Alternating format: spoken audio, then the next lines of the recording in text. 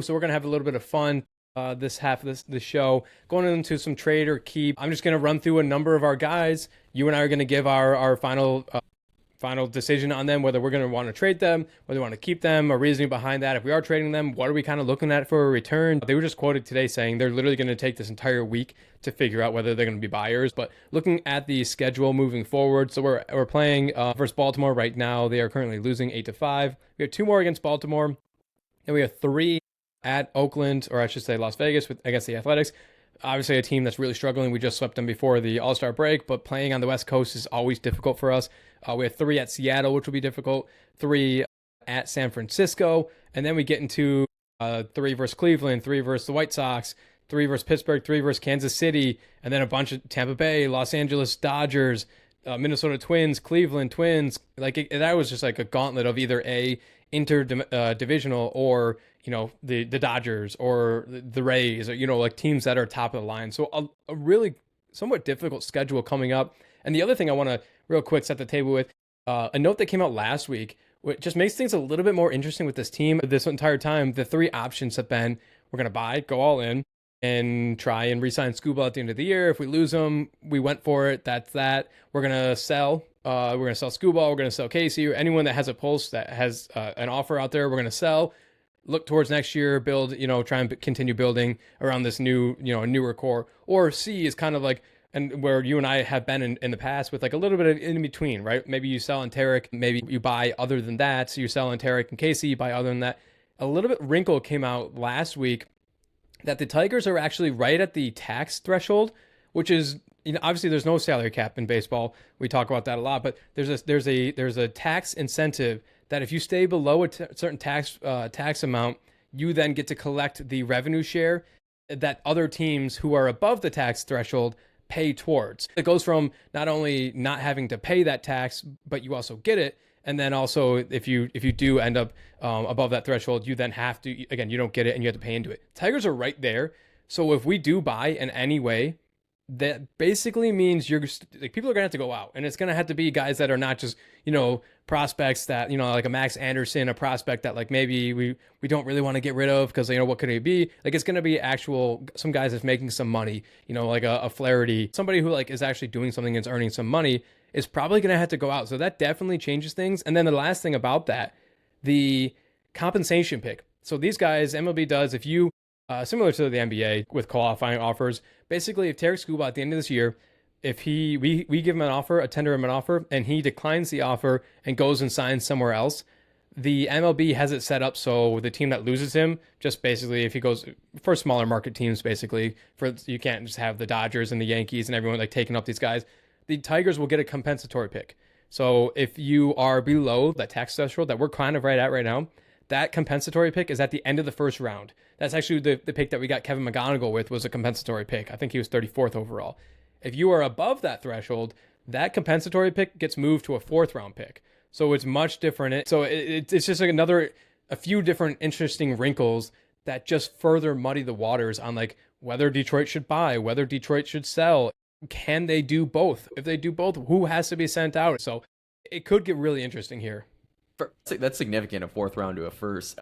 Now, granted, like if you're not re-signing Tarik and you're getting a 1st round back, like it's not like you're just gonna draft the next Tarik Skubal like that. Right. We're obviously not saying that, but still, like a 1st round draft pick, you're probably getting at least a pretty decent prospect versus a 4th round. We have seen, I think, time and time again, Chris Ilitch, like he doesn't spend like his daddy does. If they think maybe one last ride with Tarik, but we're probably not going to sign him again, they're obviously going to want that 1st round compensatory pick instead of that 4th round. Maybe I'll factor that into this game a little bit. So let's get into that game. I'll start with Gleyber Torres. Gleyber Torres, somebody that he had a great year last year, kind of was on a little bit of a prove-it deal. Came in, I think, did a lot for this team last year in the sense of like, yeah, he's an on-base maniac. He's not much power. He just really knows how to work an at-bat. It's rumored, I don't know if it's actually true or not, but it's rumored that Gleyber and Javi Baez are really close. And we all remember Javi Baez's resurgence last year. Maybe, having a buddy like Gleyber in the clubhouse has to help a little bit. Put a qualifying offer out there for him. Again, he kind of surprised, I think, most people, and ended up taking the qualifying offer for 1 year. But Gleyber Torres, 29 years old, second baseman. Are you keeping or trading Gleyber Torres? It's tough, man, because he was, injured for a lot of this season, right? Right. His numbers are still up there. Last year, hot start to the season, all star. Probably cooled off a little bit late. I think he was dealing with like a hand injury. So for me, I'm probably looking to trade Glaber Torres, and you'll probably see that this is my mindset for more than just a number of these players. But for me specifically, Glaber Torres, like just looking at his age, he's that expiring contract. He's healthy right now. I think that they could actually get maybe a decent prospect for him if they were to trade him. Seems like he just has enough value right now, and like on a team that's looking to win, he does have that veteran presence, and we saw it to your point. Like he's the veteran presence that really helped the team last year, and when he's played this year, only 49 games, he's still a hell of a player. 760 OPS, 270 batting average, so the numbers are very much still there as a 29-year-old. But for me, it really comes down to the fact that there's enough value in the 3-time All-Star to where I could see trading him. Selfishly, I'm not gonna move him. I'm gonna keep Glaber just because I love Glaber. I think he is a guy that yeah, his numbers aren't like jumping off the page, but like you mentioned, a 760 OPS, just a 1.6 WAR. His defense has never been really good. He has 41 strikeouts to 34 walks. Like he's a guy that, as I mentioned, can command a strike zone pretty well and has a really good approach at the plate. I feel like Glaber's my safety blanket almost. Like when I see that, and it's been difficult because he hasn't been on the field a whole bunch, like you mentioned this year with his injuries. But when he like Glaber Torres has been activated off the IL, like I for some reason I just kind of take like a deep breath, like, all right, we got one guy in there that I know will show maturity at the plate, can get on base machine. He's gonna help the guys around him. So like selfishly, I want to keep Glaber. So you're selling on Glaber, I'm keeping Glaber. Oh, okay. Hey, respect, man, respect. I like the safety blanket aspect. Okay, so let's go to our next guy. Let's jump to the pitchers. Let's go with the guy we already kind of just brought up. It's Casey Mize. What are you going to do with Casey Mize? Now, the 29-year-old former first-round overall draft pick out of Auburn. He probably is mad at the front office out of it because, like we mentioned a few weeks ago, the front office took him to arbitration over $12,000. So Casey Mize, keeping or trading? This is a tough one, man, because like I feel like this is your big like you wave the white flag if you are trading Casey Mize, because yeah, we talk about Tarik Skubal all the time, like, but Casey Mize is a guy where like if you do trade him, like you're basically signaling that the season's over and you're just trying to load up. Another 29-year-old free agent after 2026, so just like Glaber Torres, another career year. He's been great, under 3 ERA, kind of revitalized after so many different injuries, and I love that like he has actually come back. Maybe not a number one, but certainly like a legitimate like number two and number three starter. He's been that good. I want to say keep, but again, is he a guy that you want to re-sign after 2026 just given his injury concerns? And like if he's not your long-term guy, and you also don't think you might not make the playoffs this year, like odds obviously much less than 50%. I'm gonna say trade Casey Mize, and that's tough, man. Because I do really like Casey, and he's having a phenomenal year. I'm trading him. I'm on the same page. Over the last week, I changed my mind on this because I was like, okay, you can trade Tarik and still kind of be competitive. You still got a decent rotation around him, yada yada yada. And like Casey Mize is definitely part of that. Like he is having such a great year, like you said. Has a 3 WAR, 86 innings pitched, 16 games, has an ERA of 270. And a whip below 1, which is really good. So you feel good about your rotation when Casey's still in it. But dude, I just can't get over his injury concern. I feel like, and I'm not exaggerating here, I feel like 60+% of his games that he starts, he comes out early with some sort of like tightness or hamstring or something that just doesn't feel right. He comes out almost immediately, just average inning pitch this season. I can't imagine it's more than 4. Like I feel like he does not go deep into games. I feel like he's having a great year, but I mean, you like you said, you look at the injury history there. It's like regardless of whether I want to keep him like this year, I don't know what I would offer him after this year. And again, after we already took him to court over $12,000, I have a feeling he's gonna be a little more stubborn with his contract. And I don't know what number I'm comfortable giving him. So I'm going to trade Casey too. And I agree. The Tarik Skubal stuff aside, we could trade Tarik, and I don't think anyone's thinking we're waving the flag. You start throwing in like a Casey Mize, I agree. That starts to say like, we're going to give it the old college try to finish up this season. But, we're kind of looking towards the future, which is unfortunate.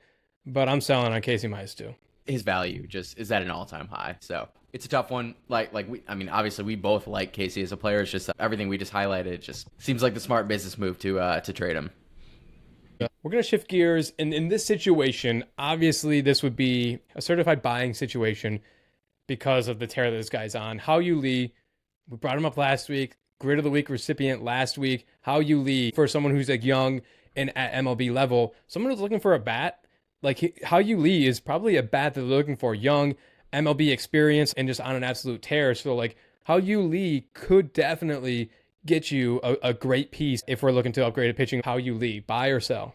I agree with you that he could get you something decent, especially for a team that like wants to reload on young players and has someone that they can deal at the trade deadline. But dude, maybe recency bias, maybe because he's won a couple grits of the week the last couple of weeks. I think both from you, but I'm definitely keeping Hao Yu Lee. Like he's just a young bat, just a real spark plug for the team right now. We talked about it before that like this team has struggled with hitting for multiple years now, and I don't know. You got a young guy, 23 years old. He's young and up and coming, and seems like he's got some pop on his bat. He's hitting 274 right now. There's no way that I'm trading him for potential playoff hopes that like it's probably still not there. I'm definitely not giving up a young guy like Hao Yu Lee.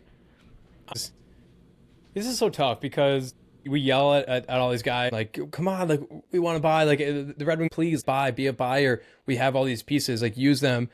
And then you can look at a guy like Hao Yu Lee and suddenly we're like, oh, well, no, I like Hao Yu Lee. Like I don't want to trade him. We got Hao Yu Lee, I think, from either from the Flaherty trade or the Michael Lorenzen trade. I think it was one of those two. Don't fact check me on that. Either way, I feel bad saying this because I'm not selling him. I'm not trading him either.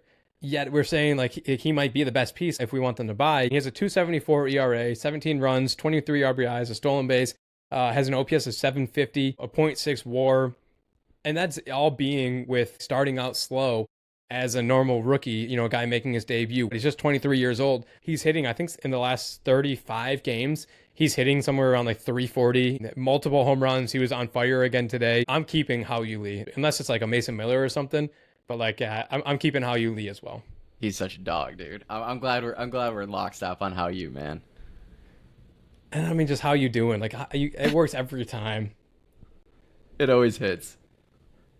All right, so let's go. We're going to go back to the pitcher's mound. Again, this guy would be someone that if we are shipping him off, it likely will be for, we are in the buy-in camp. Troy Melton, 25 years old, a guy that has come up, actually pitched phenomenally for us last year. In the playoffs, I think he actually was. Didn't he get his start in like the playoffs or something? And then started out this year really good. Went down with an injury. I believe he's making a rehab if he has not already been reinstated. But Troy Melton, you're going to trade Troy Melton in an obvious buy situation? Or are we going to, is he a guy you want to keep kind of no matter what? Easy keep for me. One thing that kind of struck me, you talked about Casey Mize like not really ever going deep in games. I feel like Troy Melton's just a guy who just consistently goes just a little bit deeper in games. He does a little bit of everything for me. He seems like he could be the pitcher that, eventually he can be your number one.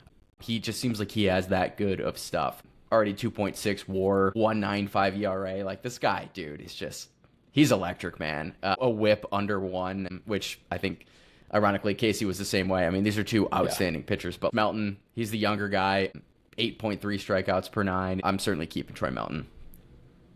Yeah, we're on the same page. You said easy keep. You think it's an easier keep than Hao Yu Lee? Yeah, certainly. I think so too. I mean, he's just you're like I said, potential number one arm. You don't take that lightly.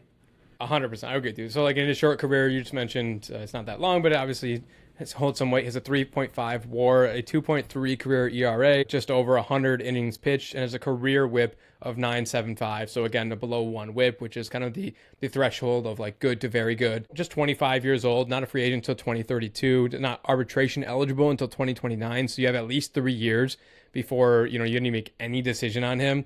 He's an easy keep for me as well, just based on what we've seen in his mechanics and how he plays and his mentality at just 25 years old. Like it's almost you feel very, very, very good at a minimum that he can be your second guy no matter what. So I'm with you on that. That's an easy keep for me as well. All right, so let's keep going with a few of these guys. Just have a few more here. before we get to obviously the main fish here. Just one more guy before we get to the main fish that I know we're all talking about. We're gonna go with Jack Flaherty. Are you gonna trade or keep Jack Flaherty? Sticking with the pitchers here, a guy that has definitely had his ups and downs here in Detroit. You keeping a trade in on the old Flair Bear? Yeah, it's a pretty easy trade for me. I don't know what Jack Flaherty's market would be. Yeah. It's nothing against Jack. I mean, he obviously, like you said, he's two different stints with the Tigers. Just struggles on struggles. I mean, the last 2 years have just not been good by any stretch. As we're sitting like right now, I think he's 4.6 ERA. He just hasn't been able to get it done. Seems like he consistently gets in trouble early in games. He probably needs a change of scenery. Again, don't know what you could get for him, but even if you pick up some mid-level prospect, I feel like it's worth it to ship him off. For the sake of podcasting, I'm going to go with a keep on Jack Flaherty just because, I mean, like you mentioned, I personally don't think there's much of a market. A playoff team would probably like him at the back end of the rotation just because he's a veteran, like he's been to the playoffs before. But I mean, like you said, a 4.6 ERA, had a 4.64 ERA the year before that last year. I just don't know what we would be able to get from him. I almost think like his just eating of innings, it would be better than some, the 20th, 24th ranked prospect in somebody's system. And at least like there's a chance he's a very hot or cold. Like there's a chance Flaherty could go out there and shove. It's not very likely, but like we've seen it happen where it's like, okay, Flaherty, he's on today, or he gets absolutely torched, immediately. It could go either way. For the sake of podcasting and for our audience, I'm gonna go keep on Jack Flaherty. Let's wrap up with our last guy here, and then we'll get to the grid of the week. I mean, everyone's thinking it. This is the guy that the whole entire world is waiting on seeing if we trade him. That is Jake Rogers. No, I'm kidding. It's Tarik Skubal, the name keep that Raj, everyone keep him forever. Keep him until he's like 80. Give him the keys of the city. I mean, just for his mustache alone. No, Tarik Skubal, obviously a lot going on with that. You got the world's worst agent that is going to demand a world ransom for him if he stays. You got Tarik. It's been obvious that he's like been playing different sides. Like he's been trying to pit fans against the organization at one point and say that I'm not the bad guy here. I want to be here, stuff like that. And then it comes out with his injury in the interview that Tarik gave, in which he said he had elbow discomfort back in the winter and decided that he didn't want to say anything because of, and I'm paraphrasing here, he was going through like other outside things like arbitration within the organization, meaning he was in the middle of trying to get more money from the team, and he obviously didn't want to come out and say, hey, I need to go get an MRI on my elbow, because that would hinder how much money he's going to get. Why Tarik even said it in the first place, I'm sure Scott Boras called him immediately and was like, what the fuck are you doing, dude? Like, this is going to kill us. We obviously are both kind of already over it, but what are you doing, keeping or trading Tarik Skubal? I just want to say, first of all, I do get Tarik's side of not necessarily wanting to go to the team and saying, hey, I need an MRI. Just given that, two-time AL Cy Young is still, going to arbitration. And, like, it's not necessarily the Tigers' fault either. Like, this is how MLB is set up, right? But at any rate, like, I do get his side of that story. So I don't want to just straight up throw Tarik under the bus and say, like, dude, fuck you. You're fucking over the team. There is two sides to it. With that being said, I feel like the only thing that you can do here, if you're the Tigers, is to trade him. Just given that, like, you're obviously so painfully obviously not going to be able to re-sign him after this season. It's just that it's going to be a bidding war. There's going to be a team like the Braves, the Dodgers, or whatever that's like just going to give him an insane amount of money, or the Yankees, whatever it is. Like, the Tigers are not going to pony up for it. Everyone and their brother knows it, and so like you have to go into it thinking this is his last ride. It's either going to be his last couple months left with the Tigers, or you get something for him now, rather than just seeing him walk and you get nothing. So I would hate to see that. Granted, I would also hate to see him leave in general. Like, I love Tarik Skubal. Just having the best pitcher in baseball on your team is always phenomenal, and we've had it in the past with like a prime Justin Verlander. It's always nice knowing that like when this guy's on the mound, good things are probably going to happen. But I'm just a realist, man. Like I know that he's not going to be a Tiger come next April. And so because of that, I want to get some value out of him. And because he's such a hot commodity, you could realistically get like 2 or 3 top 100 prospects, plus probably like an MLB ready arm right now. So like it's that much that you could potentially get for Tarik Skubal. I think it's just too much value to pass up on on a guy with an expiring contract that's going to leave anyways. Yeah, it's so well said because I know how this is coming off that like I've shifted on Tarik Skubal and I'm anti-Tarik now, and you and I we've enjoyed you hate Tarik Skubal. You've said that before. We've enjoyed his absolute shoving. Like last year in the playoffs when he had his complete game and he piped 101 like for his last pitch of the game. Like that's insane. Like we've had so much fun, but I just think, like you said, he's made it so obvious that he's not going to resign here. Like, you have to get something for it. We're not winning the World Series this year. I'm sorry to any Tigers fan who thought maybe we were. We maybe can make a little bit of noise and have a little fun in the playoffs, but like you're not winning the World Series. He's not resigning here. Like you said, he's painfully obvious.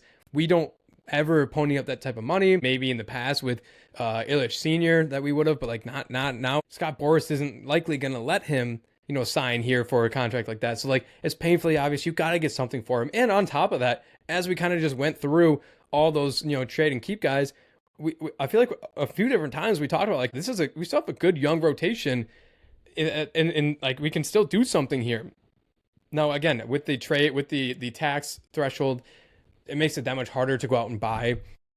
But I mean, there is a way you could do it. You can go out and you could sell Tarik Skubal, you can sell on a Jack Flaherty, and then suddenly you've opened up a good amount of cash that you can now bring, go out and trade and have a little fun and do a little both, toe that line a little bit better. But if you're telling me, like you can get a Troy Melton, like we said, a young controllable arm that has a future of at least being like a two pitcher and if not being like an ace. And also maybe like a Chris Rodriguez, who currently is our 8th overall prospect, but he's absolutely lighting it up in rookie ball. He's just 18 years old, and the future is very bright for him. Like a Chris Rodriguez, and like I don't know, and one other guy, a Max Anderson, who's just kind of a AAA bashing home runs. Maybe will be a career quadruple A kind of guy. But if you're telling me you can get a young, great pitcher like Troy Melton, a great young 18-year-old and like a Chris Rodriguez who shows a lot of potential, and then there's another guy who like maybe it'll work out. Like he's doing it in high level ball and maybe just needs an opportunity. You got to take that. And I think most fans are kind of in that same boat. I actually don't know many people that actually want us to hold on to him anymore. Just given that, like, even if you hold on to him, like you said, this season's probably just going to end one way. It's going to end in pain. It always does. Even if we limp into the playoffs, like, which is still pretty unlikely, 31%. Even if that happens, probably not doing much in the playoffs. So, like, I want to get something out of him, and I know that's exactly not what the Tigers are going to do. They're gonna try to run it back, try to get that 2024 magic back. The second half of the season, last couple months of the season, we're probably not going to make the playoffs. Tarik's going to leave for nothing. Everything's going to suck. I can feel it in my heart. I hate feeling that way, but it's probably going to happen. Even though we've laid down the blueprint. Scott Harris, if you're listening, which I know you're probably an avid fan, the blueprint is laid out, man. Like just. You got to trade this guy. He is too valuable, and it sucks to say, but it's got to be done. I'll feel it down on my plums. I think we're going to keep Tarik. They're going to do similar to last year around the margin, and then they're going to the focus is going to shift to we want Tarik to be here. Like our number one priority is keeping Tarik here, and then it'll shift to we get a first round draft pick though if Tarik leaves. So like it wasn't for nothing, right, guys? Which is sad. Sad that the writing's on the wall in that regard. We have a lot to cover next week.